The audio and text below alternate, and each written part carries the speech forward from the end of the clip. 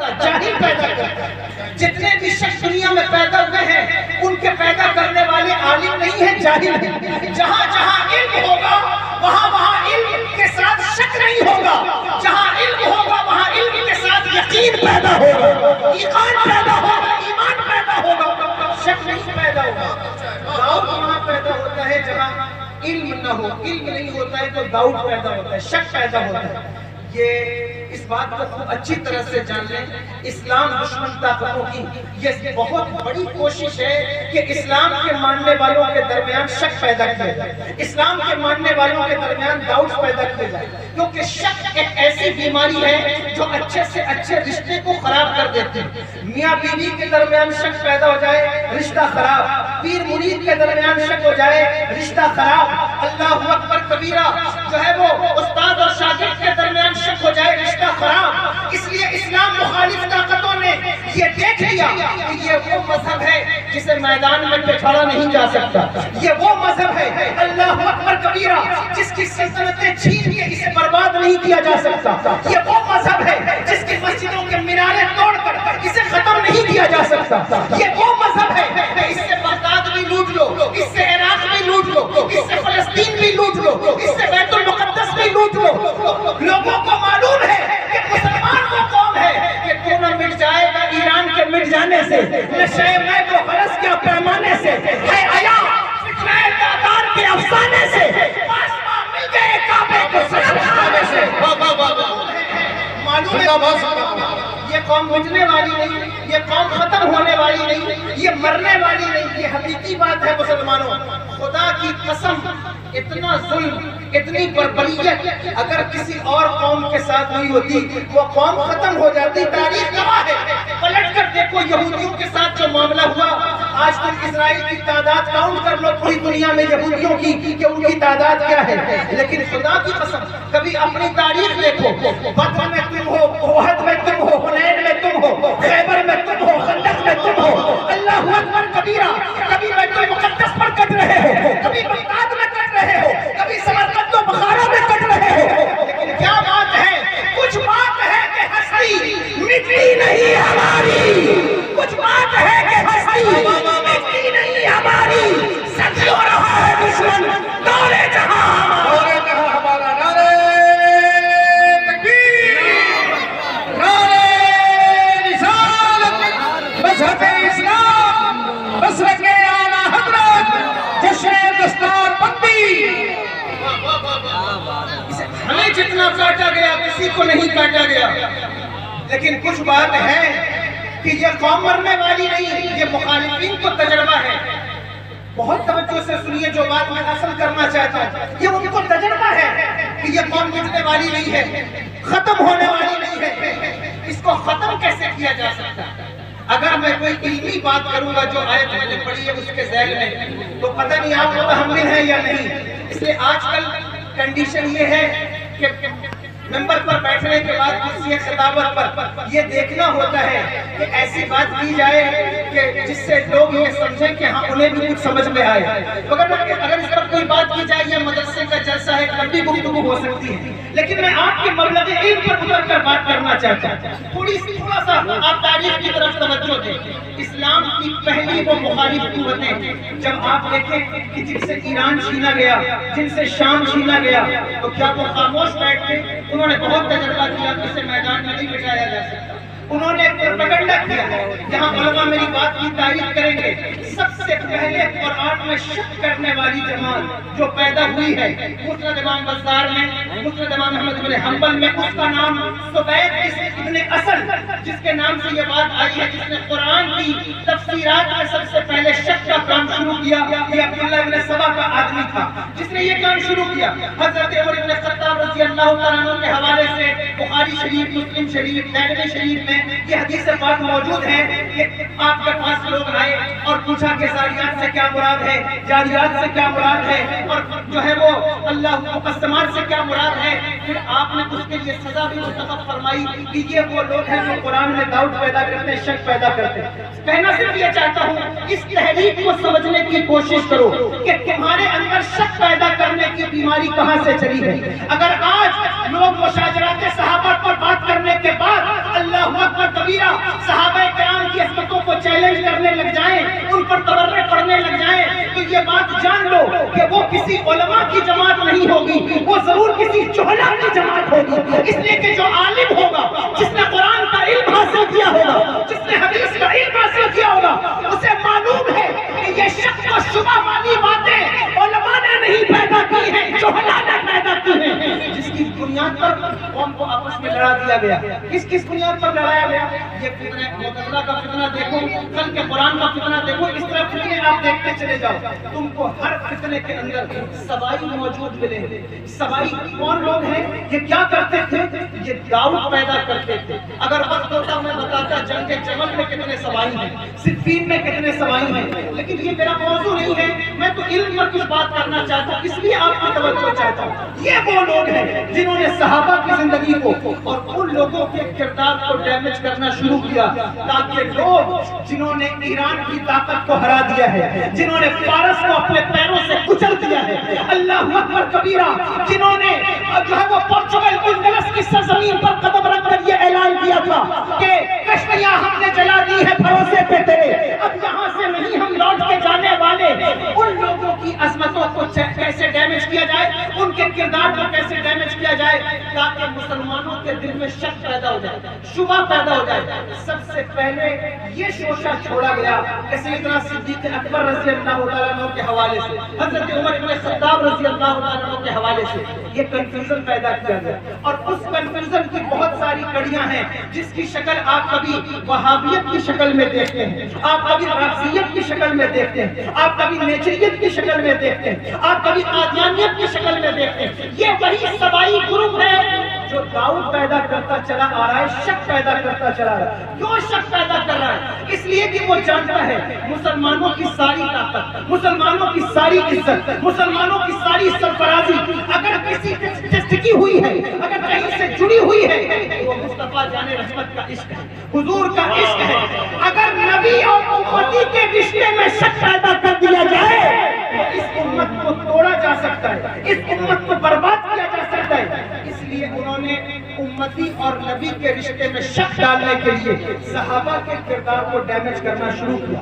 یہ علمی بات ہے کہ انہوں نے کیسے ڈیمیج کیا ہے، کیا کچھ کیا ہے اپنی زندگی، اور پھر بعد والے لوگوں نے، وہ قابل غور ہے، آپ دیکھیں تو صحیح کیا کر دیا۔ اہل بیت کا نام لینے والے، اللہ اکبر کبیرہ، اہل بیت کی محبت سے جن کے کلیجے سرشار ہیں، وہ صحابہ پر تبرے پڑھیں۔ بتاؤ یہ علم کی بات تو نہیں ہو سکتی، جہالتی کی بات ہے۔ اللہ اکبر، صحابہ کی عظمتوں کے جھنڈے اٹھانے والے اہل بیت کی عزتوں کو تار تار کریں، یہ علم کی بات تو نہیں ہو سکتی، جہالت ہی کی بات ہے۔ یہ پتہ چلا جہاں جہاں جہالت ہوگی وہاں تضاد ملے گا، شک ملے گا، کنفیوژن ملے گا، اور جہاں علم ہوگا وہاں تضاد نہیں ہوگا، بلکہ وہاں کیا نعرہ ہوگا؟ اہل سنت کا ہے بیڑا پار، حضور نجم ہے اور ناؤ ہے عطرت رسول اللہ۔ کہاں ملے گا؟ علم والوں کے پاس، علم والوں کے پاس۔ اس لیے علم کی طرف پیش قدمی کریں، جب تک علم کی طرف نہیں آئیں گے آپ سمجھ نہیں سکیں گے کہ مقام صحابہ کیا ہے، مقام اہل بیت کا۔ یہ جتنے لوگ رافضیت کا رد کرتے ہوئے، بعض ایسے بھی لوگ ہیں، یہاں علماء بیٹھے ہیں، میں بہت چھوٹا ہوں، سب سے معذرت چاہتا ہوں، لیکن یہ درد دل ہے جو میں آپ کے سامنے بیان کرتا ہوں، اگر قابل اصلاح بات ہوگی تو قبول کرنے کے لیے تیار ہوں۔ کچھ ایسے بھی ہیں جو رافضیت کا رد کرتے ہوئے اس طرح رافضیت کا رد کریں کہ اہل بیت کے ماننے والوں کے کلیجے چھلنی ہو جائیں، یہ کوئی رد کا طریقہ نہیں۔ کچھ ایسے بھی لوگ ہیں کہ جو اللہ اکبر کبیرہ اہل بیت پر گفتگو کرتے تھے، ایسی گفتگو کریں کہ صحابہ کی محبت والوں کے کلیجے چھلنی ہو جائیں۔ یہ کوئی فضائل بیان کرنے کا طریقہ تو نہیں، یہ کون سا طریقہ ہے کہ ہم ان کی فضیلت بیان کریں تو ان کی توہین لازم آئے، ان کی فضیلت بیان کریں تو ان کی توہین لازم آئے۔ یہ کہاں ہوتا ہے؟ جہاں جہل ہوگا، جہاں علم ہوگا وہاں یہ چیز نہیں پائی جائے گی۔ وہاں کیا پایا جائے گا؟ وہاں کیا دیکھا جو میں نے کہا، اہل سنت کا ہے بیڑا پار، اصحاب حضور نجم ہیں اور ناؤ ہے عطرت رسول اللہ کی۔ بنیاد پر فیصلہ ہوگا۔ اس لیے علم کی دنیا میں قدم رکھیے، آگے بڑھیے۔ اب قوم میں اتنے کنفیوژن ہیں، اتنے معاملات ہیں ان چیزوں کو لے کر کے کہ لوگ ایک دوسرے کے گریبان نوچنے کے لیے تیار کھڑے ہیں، صرف جہالت کی وجہ سے۔ علم حاصل کریں تاکہ تمہیں پتہ چل سکے کہ مقام صحابہ کیا ہے، تاکہ تمہیں پتہ چل سکے مقام اہل بیت کیا ہے، تمہیں معلوم تو ہو سکے کہ تمہارے لڑانے والے کون ہیں۔ آپ یہ سمجھتے ہیں فلاں خانقاہ کے لوگ اہل بیت کے محب ہیں، گویا وہ جو ہے وہ صحابہ کے گستاخ ہوں گے۔ دوسرا یہ سمجھتا ہے کہ یہ صحابہ کے ماننے والے ہیں، گویا یہ اہل بیت کے گستاخ ہوں گے۔ نہیں، دیکھنے کی ضرورت ہے کہ ان دو خانقاہوں کو لڑانے والا کون ہے۔ اگر علم پیدا ہوگا تو پتہ چل جائے گا یہ دو خانقاہیں آپس میں دشمن نہیں ہیں، بلکہ یہ کوئی تیسری طاقت ہے جو تمہیں لڑانے کی کوشش کر رہی ہے۔ پہچاننے کی ضرورت ہے، پہچانو اسے۔ کیسے پہچانو گے؟ جب تک مدرسوں کا رخ نہیں کرو، جب تک علماء کا رخ نہیں کرو۔ 9 سیکنڈ کی ریل پر اگر تم دین سیکھنے کا مزاج رکھتے ہو، 5 سیکنڈ کی ریل پر اگر تم دین سیکھنے کا مزاج رکھتے ہو، تم کبھی دین نہیں سیکھ سکتے۔ تمہیں علماء کی صحبت جو ہے وہ درکار ہے، تمہیں مدرسوں کی جو ہے وہ مدرسوں کے سائے درکار ہے، تمہیں جو ہے وہ اچھے لوگوں کے سائے درکار ہے، تمہیں شیخ کامل کی صحبت درکار ہے۔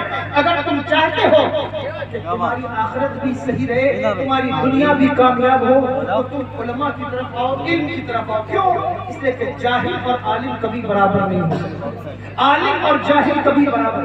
قرآن ایک ایسی کتاب ہے جس نے سارے فرق مٹائے ہیں۔ گورے کالے کا فرق قرآن نے مٹایا ہے کہ نہیں؟ بولو۔ امیر غریب کا فرق قرآن نے مٹایا ہے کہ نہیں؟ بولو۔ اللہ اکبر، عربی اور اجمی کا فرق قرآن نے مٹایا کہ نہیں؟ بولو۔ سارے فرق مٹا کر قرآن کہتے ہیں لوگوں سارے فرق تو مٹائے جا سکتے ہیں، لیکن عالم اور جاہل کا فرق نہیں مٹایا جا سکتا۔ اس لیے علم والوں کی طرف آؤ، علم والوں کی طرف آؤ اور یقین پیدا کرو۔ صحابہ کی زندگی میں جو سب سے بڑی چیز ہے وہ یقین ہے۔ یقین ایک ایسی چیز ہے جو انسان جو ہے وہ یقین والے کہاں سے چلے کہاں پہنچے، جو اہل شک ہے وہ اگر میں مگر میں رہتے ہیں۔ یقین یہ بہت بڑی نعمت۔ صحابہ کے پاس جو سب سے بڑی طاقت تھی علم کے بعد وہ یقین ہے، ایقان تھا۔ کیسا یقین، کیسا ایمان؟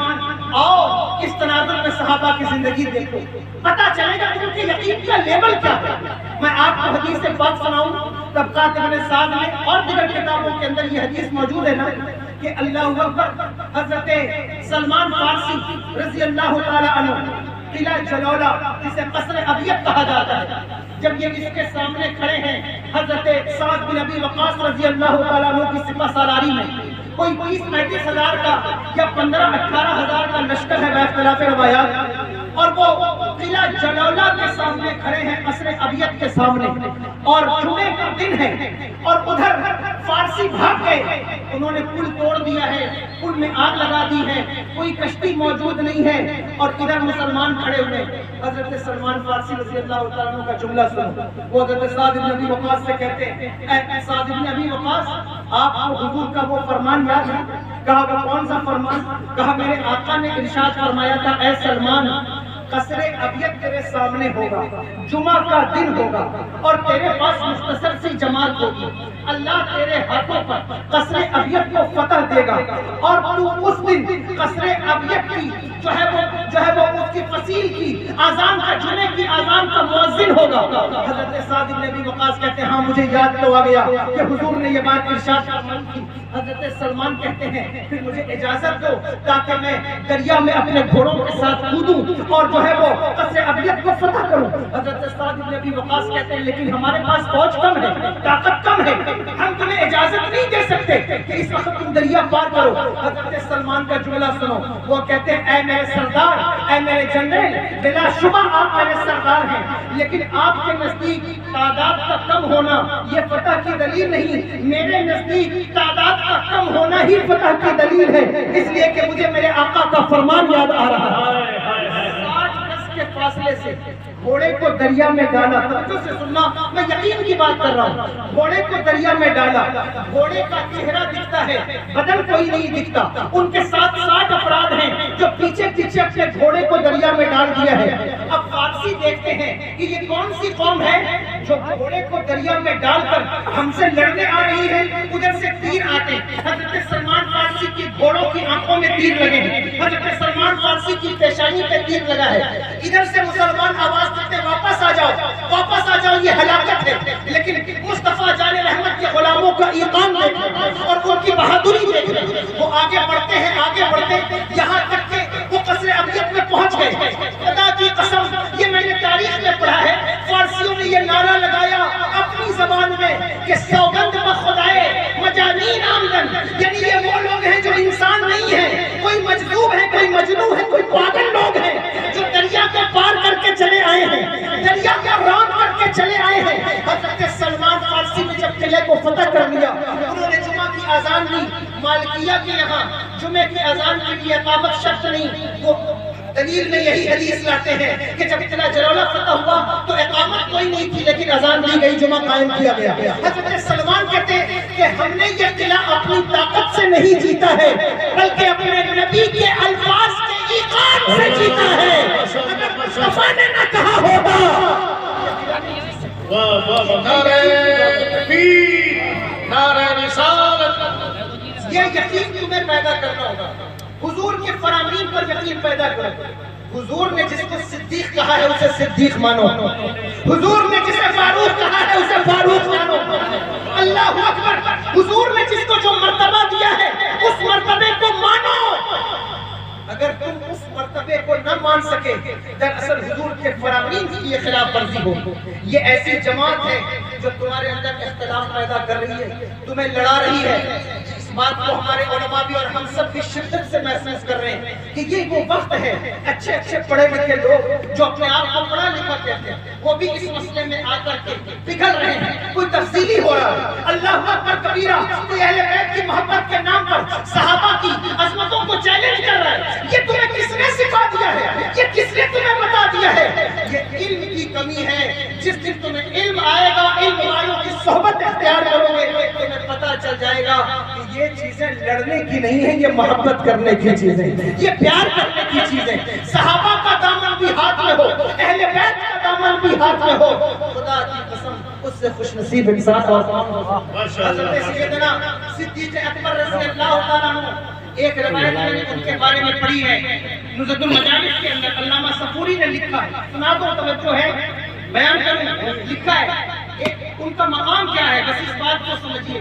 ایک خاتون میرے آقا سرور دو عالم صلی اللہ علیہ وسلم کی بارگاہ میں حاضر ہوئی. اس نے عرض کیا، حضور میں نے خواب دیکھا ہے کہ میرے آنگن میں ایک کھجور کا درخت ہے، وہ درخت گر گیا. توجہ ہے، سن رہے ہیں بات کو یا نہیں؟ کیا خواب دیکھا ہے کہ میرے آنگن میں کھجور کا ایک درخت ہے، وہ درخت گر گیا. حضور اس کی تعبیر ارشاد فرماتے ہیں. پہلے لوگ خواب دیکھتے تھے تو تعبیر پوچھنے، اللہ اکبر، صحابہ کا دور تھا تو حضور کی بارگاہ میں، اور جو ہے وہ اس کے بعد تک حضور کا دور تھا تو حضور کی بارگاہ میں، صحابہ کا دور تھا تو سیدنا صدیق اکبر رضی اللہ عنہ کی بارگاہ میں لوگ خواب کی تعبیر پوچھنے جاتے تھے. آج تو کنڈیشن یہ ہے کہ آپ خواب دیکھتے ہیں تو علماء کے پاس نہیں آتے. جو شہر کا پرلے درجے کا جاہل ہو، جسے جو ہے وہ آپ عالم سمجھتے ہیں، بہت بڑا متقی سمجھتے ہیں، جس کو قرآن بھی صحیح پڑھنا نہ آتا ہو، تو اس کے پاس وہ خواب کی تعبیر پوچھنے جاتے ہیں. وہ خواب کی تعبیر کیا بتائے گا؟ خواب کی تعبیر علماء سے پوچھو. اور یاد رکھو، خواب بہت اہم چیز ہے. خواب سونے سے پہلے اہتمام کیا کرو کہ اچھے خواب تمہیں آئیں. یہ جو تمہاری زندگی میں نحوستیں ہیں نا، یہ بعض اوقات برے خواب کی بنیاد پر بھی ہوتی ہیں. سونے سے پہلے اہتمام کرو کہ اچھا خواب آئے. یہ مجلس میں ہاتھ اٹھا کر نعرہ لگاتے ہو کہ ہم عاشق رسول ہیں، کبھی زندگی میں اہتمام کیا ہے کسی شب میں کہ یا اللہ آج میں نے اہتمام کیا ہے حضور کی زیارت نہ صحیح گنبد خضرا ہی کی زیارت ہو جائے؟ کبھی اہتمام کیا ہے؟ اس کا اہتمام ایک مرتبہ اپنی زندگی میں کر لو، ایک مرتبہ کر لو، اور یہ لگن پیدا کرو کہ خواب میں ایک مرتبہ حضور کا دیدار ہو. خدا کی قسم میرے آقا نے ارشاد فرمایا، من رآنی فی المنام فسیرانی فی الیقظہ، جس نے مجھے خواب میں دیکھا ان قریب مجھے جاگتے بھی دیکھ لے گا. یہ بخاری کی حدیث ہے. جس نے مجھے خواب میں دیکھا ان قریب مجھے جاگتے بھی دیکھ لے گا. لیکن جاہلوں نے اس کی تشریح کیا کی ہے اور علم والوں نے اس کی تشریح کیا کی ہے وہ بھی سنو. قل هل يستوي الذين يعلمون والذين لا يعلمون. عالم اور جاہل برابر نہیں ہو سکتے. میں نے ایک صاحب کی تشریح پڑھی، وہ کہتے ہیں اس کا مطلب یہ ہے کہ جس نے حضور کو خواب میں دیکھا ہے وہ قیامت کے میدان میں بھی حضور کو دیکھ لے گا. میں نے کہا کس نے خواب دیکھنے والے کی تخصیص کیا ہے؟ جس نے خواب میں دیکھا ہے وہ بھی دیکھے گا، جس نے خواب میں نہیں دیکھا ہے وہ بھی دیکھے گا. ارے میدان محشر کو قائم ہی اسی لیے کیا جائے گا، فقط اتنا سبب ہے مقام محشر کو کہ ان کی شان محبوبی دکھائی جانے والی ہے. نعرہ تکبیر، نعرہ رسالت، عظمت مصطفیٰ کانفرنس. یہ تو قائم ہی اسی لیے ہے. وہ بھی دیکھے گا، ہم بھی دیکھیں گے. اللہ اکبر. عرش حق ہے مسند رفعت رسول اللہ کی، دیکھنی ہے حشر میں عزت رسول اللہ کی. وہ تو سب دیکھیں گے، سب دیکھیں گے. پھر اس میں خواب والوں کی تخصیص کیا ہے؟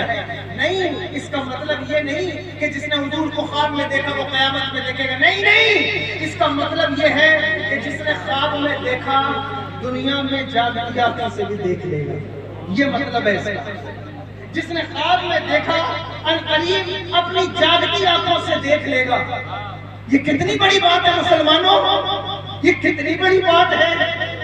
جس نے ایک مرتبہ جاگتی آنکھوں سے حضور کو دیکھا، حضرت شیخ عبدالعزیز غفار مصری لکھتے ہیں کہ وہ ایک مرتبہ جاگتی آنکھ سے کوئی حضور کو دیکھے تو 2999 درجے ولایت کے اسی وقت طے کر لیتا ہے. اللہ اکبر. اس کا مطلب کیا ہے کہ جس نے حضور کو خواب میں دیکھا ساری زندگی نہ بھی دیکھ سکا تو وقت آخر ضرور دیکھے گا، وقت آخر ضرور دیکھے گا. اور اس سے بڑی بات کیا ہے؟ گر وقت اجل سر تیرے قدموں میں پڑا ہو، جتنی ہو قضا ایک ہی سجدے میں ادا ہو. اس سے بڑی بات کیا ہوگی؟ اس لیے خواب کا اہتمام کرو. اور جب خواب دیکھتے ہو، اٹھ پٹانگ خواب دیکھتے ہو، کبھی ایسا خواب دیکھو اللہ تمہیں ایسا خواب دکھائے تمہاری زندگی بدل جائے، تمہارا نصیبہ بدل جائے. یہ جو تقریب ہوتی ہے اسٹیج سے علماء پکارتے ہیں اور تمہیں عشق سکھاتے ہیں، اپنے دل میں اس عشق کو اتارو. اس عشق سے اتارنے کا مطلب یہی ہے کہ تمہارا کردار پاکیزہ ہو جائے، تمہاری نیتیں اچھی ہو جائے. کبھی اپنی زندگی میں یہ کر کے دیکھو تمہیں اس کا نتیجہ کیا ہے. اللہ اکبر. وہ خاتون کہتی حضور میں نے خواب دیکھا میرے گھر میں جو کھجور کا درخت ہے وہ گر گیا. حضور نے ارشاد فرمایا تیرا شوہر کہاں ہے؟ اس نے کہا حضور وہ سفر پر ہے. حضور نے فرمایا اگر وہ سفر پر ہے تو اس کا مطلب یہ ہے کہ وہ انتقال کر گیا ہے، مجھے عدت بیٹھنا چاہیے. توجہ ہے؟ سن رہے ہیں بات کو؟ یعنی یہ مقام صدیقہ پر بتا رہا ہوں، تجھے عدت بیٹھنا چاہیے.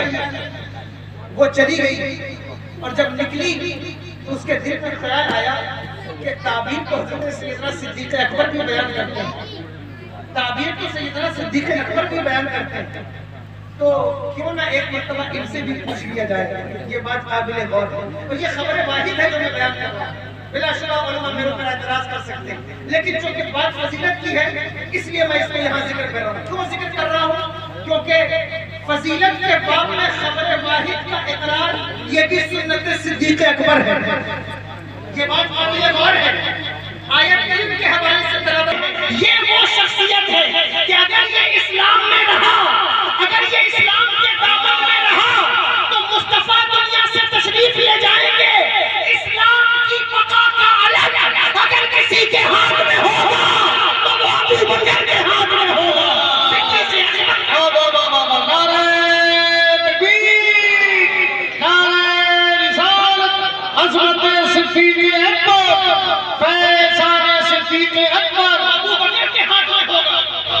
دیکھو ان کے بیک فٹ پر اگر حکومت نہیں ہوگی تو ان کی کمیٹی کھڑی کیسے ہوگی، ان کی سوسائٹی کھڑی کیسے ہوگی. حق کو کسی کے سپورٹ کی ضرورت نہیں. توجہ ہے یا نہیں؟ سن رہے بات کو یا نہیں؟ حق کو کسی کے سپورٹ کی ضرورت نہیں، باطل کو بہت سپورٹ کی ضرورت ہے. اس لیے جتنی باطل جماعتیں ملیں گی 14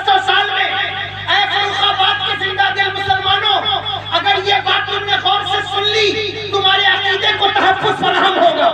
1400 سال کی تاریخ دیکھو, جتنی باطل جماعتیں ملیں گی اس کی پشت پر تمہیں حکومت نظر آئے گی, تمہیں اس کی پشت پر سرمایہ دار نظر آئیں گے, تمہیں اس کی پشت پر اہل ثروت نظر آئیں گے. وہ جماعت حکومت کی غلام نظر آئے گی. دیکھ لو نظر اٹھا کر یزیدیوں کا فتنہ ہو, دیکھ لو نظر اٹھا کر معتزلیوں کا فتنہ ہو, دیکھ لو نظر اٹھا کر خلق قرآن کا فتنہ ہو, دیکھ لو نظر اٹھا کر وہابیوں کا دیوبندیوں کا فتنہ ہو, لیکن اہل حق کبھی حکومت کے محتاج نہیں. 1400 سال سے یہ وہ جماعت ہے جسے مسلک اہل سنت والجماعت کہا جاتا ہے, جسے مسلک اعلیٰ حضرت کہا جاتا ہے. یہ کبھی بھی حکومتوں کے سپورٹ پر نہیں بنی, بلکہ حکومتوں کو اپنے سپورٹ پر باندھتی ہے.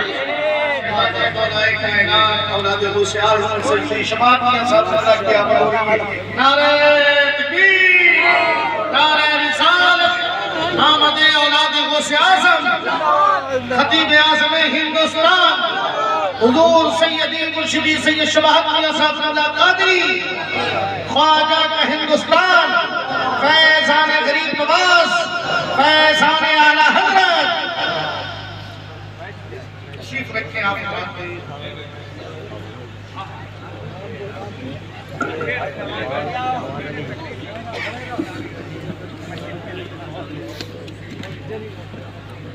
ماشاءاللہ ہماری جماعت کا ایک خوبصورت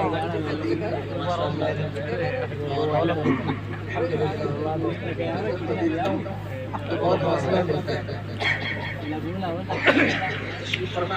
1400 سال سے حکومتوں کو بھی پالتی آئی ہے, فقیروں کو بھی پالتی آئی ہے. اسے مسلک اہل سنت والجماعت کہا جاتا ہے. یہ وہ جماعت ہے. اللہ اکبر.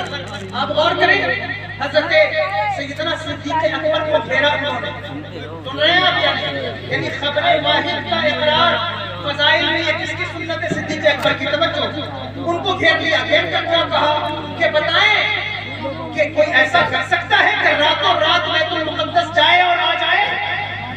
کہا یہ بات کہی کس نے ہے؟ کہا یہ بات آپ کے صاحب نے کہی ہے, نبی دو جہاں نے کہی ہے. کہا اللہ اکبر, اگر انہوں نے یہ بات کہی ہے تو تم پہلے کنفرم کرو کہ یہ بات نبی نے کہی ہے. توجہ سے سنیے گا, تم یہ رپورٹ سبمٹ کرو کہ یہ بات نبی نے کہی ہے.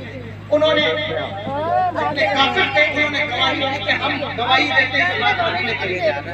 صدیق اکبر رضی اللہ عنہ بول سنو وہ کیا فرمایا. فرمایا اگر میرے نبی نے یہ بات کہی ہے تو میں اس کی تصدیق کرتا ہوں, میں اس کی تصدیق کرتا ہوں. یہاں علماء تشریف فرمائے, بہت توجہ, اس بات کی تصدیق کی جاتی ہے. تصدیق کون سی حدیث کی ہوتی ہے؟ اب صحیح حدیث کی تعریف کیا ہے؟ متصل سندہ بالعدول الثابتین من غیر شذوذ ولا الا. حدیث صحیح کون ہے؟ جس کی سند حضور تک بالکل صحیح ہو, روات میں کوئی جو ہے وہ عدل کرنے والے, سخت کرنے والے ہوں, اور جو ہے وہ اعتدالی والے لوگ نہ ہو, جن کا قوت حافظہ ٹھیک ہو, اس میں کوئی شذوذ بھی نہ ہو, کوئی علت بھی نہ ہو, وہ ٹھیک ہوتی.